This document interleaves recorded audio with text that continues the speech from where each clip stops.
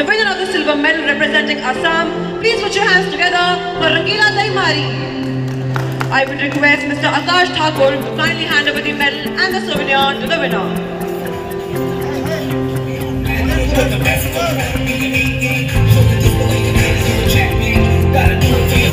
बर'नि फिसा माहारियारि उसु गेलेगिरि रंगिला दैमारिखौ बरायदों उदालगुरि ब्लक बिपिएफआ।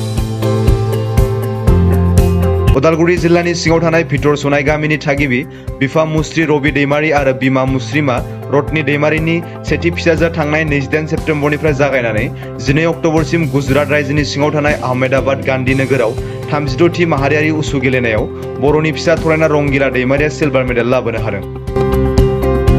रंगिला दैमारिनि सिलभार मेडेल लाबोनो हानाया गामिजों लोगोसे ओनसोलखौ गोग्गानाय लाबोनो हादों। सिलभार मेडेल मोननो हानायखौ खौरां मोननानै उदालगुरि ब्लक बिपिएफआ बर'नि फिसा उसु गेलेगिरि बिथां रंगिला दैमारिनि नखराव थांनानै खौरां लानायजों लोगोसे मान बावो। बरायनायजों लोगोसे फोरमायदों दि ब्लक बिपिएफनि दैदेनगिरि बिथाङा रंगिला दैमारिनि गेलेनायाव हानायमानि मदद खालामगोन होननानै फोरमायथिदों। नोंथाङा दा माबायदि प्राउड फिल जादों?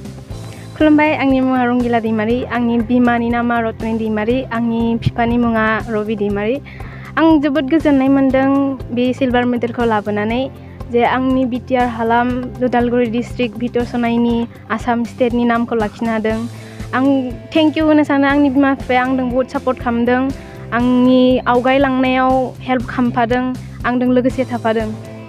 बे नोंथांनि बेबायदि खेल गेलेनाय बा बेफोरबायदि जि एडमिशन जायो बेफोरबायदि रां रुफाखौ माबायदि हरनो हायो नोंसोरनि मोननांगौ? जोंनि माबायदिनो एफा एनै खस्थ' खालामनानै खेथिसो मावो नालाय, एसे एफा एनै खस्थ' खालामनानै हरो आरो जोंनि बिटिआरनि स्पर्ट्स मिनिस्टारफ्रा मालाबा टाइमाव जोंखौ हेल्प खालामो, हरो थाखा फैसाखौ बिदिनो आरो।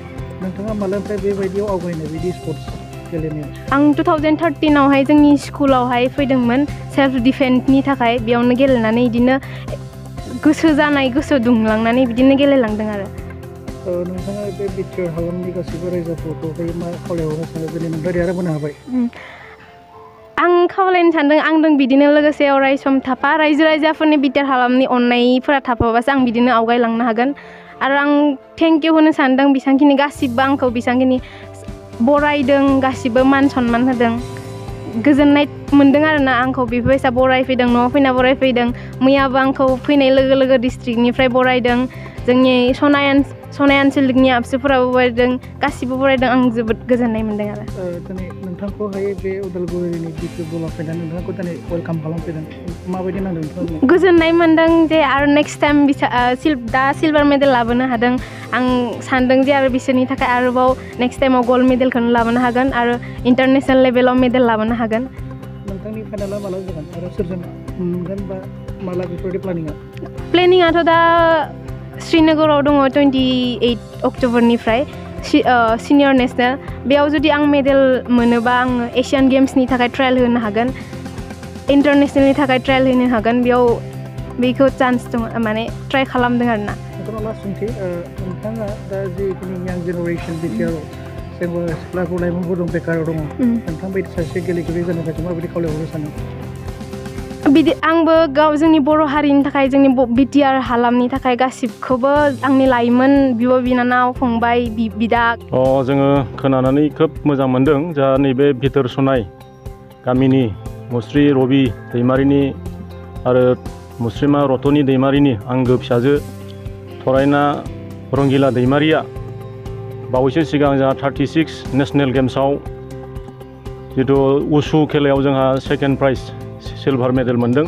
जोङो बेखौ दिनै बरायनो फैदों भैरबकुन्द ब्लक बिपिएफ राजखान्थि हान्जानिफ्राय।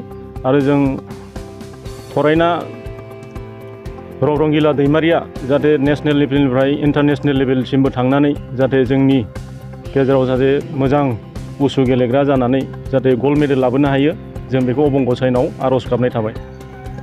दा नोंथांमोना बेबायदि गेलेग्राखौ नुनानै आरो फैबाय थानाय लाइमोनफोरखौ माबायदि खावलायहरनो सानो? जोंथ' बरायगोन आरो गासैबो जोंनि बे बड'लेण्ड हालामनि लाइमोन सेंग्रा सिख्लाफोरा खेलायावबो गोसो होनांगौ। खेलायाबो मोनसे प्रफेसनेल आरो बे खेला गेलेनायनि जुगिदै दिनै नेशनेल लेभेलावनो होन इन्टारनेशनेलावनो होन मुं खामायनानै गावनि भबिष्यत केरियारखौ बानायनो हायो। मारै जेबायदि फोरमायदों बियो माने नेक्स्ट लेभेलाव थांनो थाखाय गोबां नाजादों, थ' सारा बेखौ बेस्ट रिगार्ड्स होनो मा सानो? जोंथ' बेखौ अरायसम हेफाजाब आरो मदद जों होगोन आरो जोङो नांगौबानो जुदि हांख्रायोब्ला जों बिथांमोननो मदद होनायाव दङ आरो बिनि भबिष्यत इयुनाव जाहाथे मोजाङै मोजां देरहालांबाय थानो हाथों नेसनेल लेभेलावबो बिदिनो सिलभार मेडेल नङा गल्ड मेडेल जाहाथे देरहासार जानानै लाबोनो हायो आरो जोंनि भारत हादरनि जोंनि बे बड'लेण्ड हालामनि जानानै जाहाथे मुंदांखा जानानै फैनो हायो जों बेखौनो अरायसम अबंगसेनाव हास्थायो। आरो दा जिखिनि बिटिआर सोलिबाय थादों बेबायदिनो गोबां सुबुंफोर बिदिनो मिथिस'यैफोर दङ बेफोरबायदि मिथिस'यै सुबुंफोरनि थाखाय सारा मा खावलायहरनो सानो बेफोरबायदि गोरों बा देरहाना थाफैनाय बेफोरबायदि सुबुंनि थाखाय? दा बिदिनो जायफोर गेलेनानै बिदिनो नाम खामायदों बा मुं मोनबोदों बिथांमोना जाहाथे ससियेल मिडियानि खाथियाव फैनानै जाहाथे गाव गावनि फोरमायनांगौखौ फोरमायनानै लानो थाखाय जों खावलायो आरो